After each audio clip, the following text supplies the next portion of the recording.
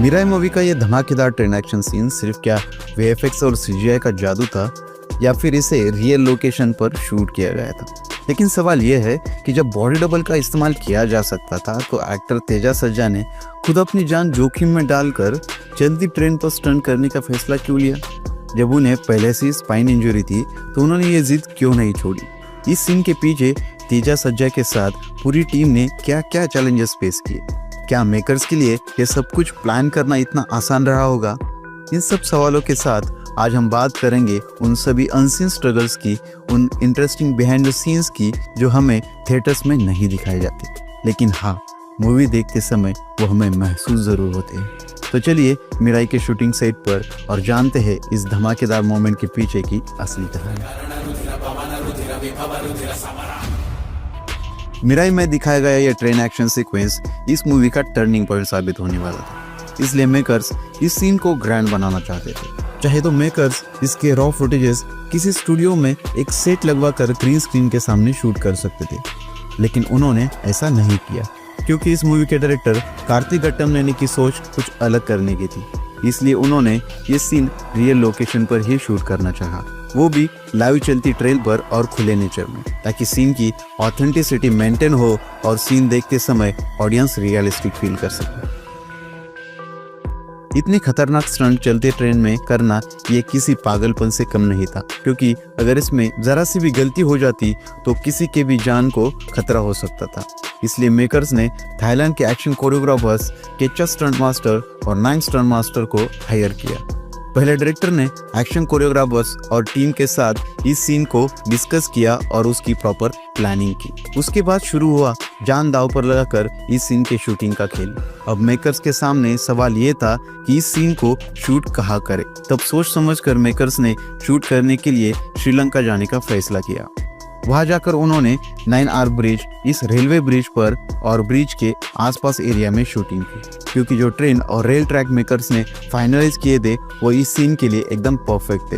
वहाँ की हरियाली और नेचुरल विजुअल्स इतने खूबसूरत थे कि जिसने इस सीन को और भी ज़्यादा खूबसूरत और ऑथेंटिक बना दिया। लोकेशन तो फाइनलाइज हो गया था, लेकिन सवाल ये था कि इतने भारी भरकम स्टंट करेगा कौन, क्योंकि चलती हुई ट्रेन पर ऐसा स्टंट करना मतलब जान को खतरा।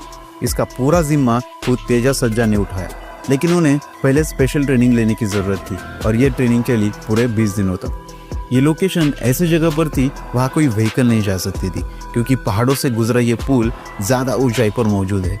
इसलिए टीम को शूटिंग का सामान कंधों पर उठाकर वहाँ पैदल जाना पड़ता था। पहले तो मेकर्स ने वहाँ 2 ऐसे बड़े मेटालिक स्ट्रक्चर्स तैयार किए। उन स्ट्रक्चर्स पर उन्होंने ये स्टंट केबल बांधकर एक लाइफलाइन तैयार की।